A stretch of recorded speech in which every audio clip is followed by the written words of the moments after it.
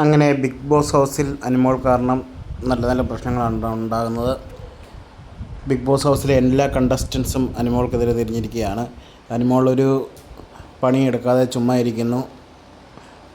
അവർ food കൊണ്ട് തന്നിട്ടും കഴിക്കാതെ സ്വന്തം കാര്യം നോക്കിയിരിക്കുകയാണ്. എല്ലാവരും നല്ല രീതിയിൽ അനിമോൾക്ക് നേരെ തിരിഞ്ഞിട്ടുണ്ട്. എല്ലാവരെയും നല്ലപോലെ അനിമോൾ വെറുപ്പിക്കുന്നുമുണ്ട്.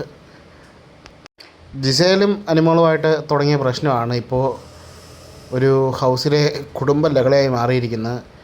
അനിമോൾ ഒരു ജോലി ചെയ്യാതിരിക്കുന്നത് ഭയങ്കര തെറ്റാണ്.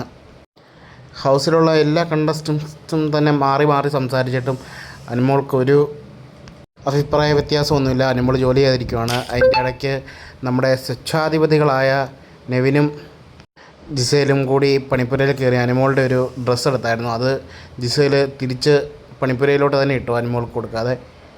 ഇങ്ങനെ അനിമോളും ജിസേലും തമ്മിൽ ഉള്ള പൊരിഞ്ഞ പോരാട്ടമാണിപ്പോൾ ബിഗ് ബോസ് ഹൗസിലെ ഏറ്റവും വലിയ ചർച്ച. വന്നടികൾ ഇനിയും പ്രതീക്ഷിക്കുന്നുണ്ട്. അനിമോൾ ജിസേലിൻ്റെ ചുണ്ടിരിക്കുന്ന ലിപ്സ്റ്റിക്ക് ഒരു ടിഷ്യൂ പേപ്പർ ഉപയോഗിച്ച് തുടച്ചെടുക്കാൻ ശ്രമിച്ചു. അപ്പോൾ അനിമോളെ ജിസേൽ പിടിച്ച് തള്ളി.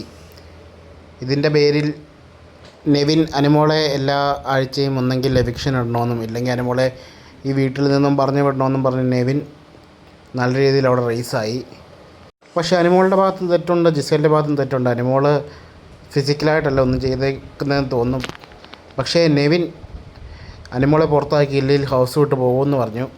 അതുകൊണ്ട് തന്നെ ബിഗ് ബോസ് നമ്മുടെ നെവിനെ വേണമെങ്കിൽ ഇറങ്ങി പൊക്കോളാൻ പറഞ്ഞു. നെവിൻ അതുകൊണ്ട് തന്നെ ഇറങ്ങിപ്പോകാൻ തീരുമാനിച്ചു.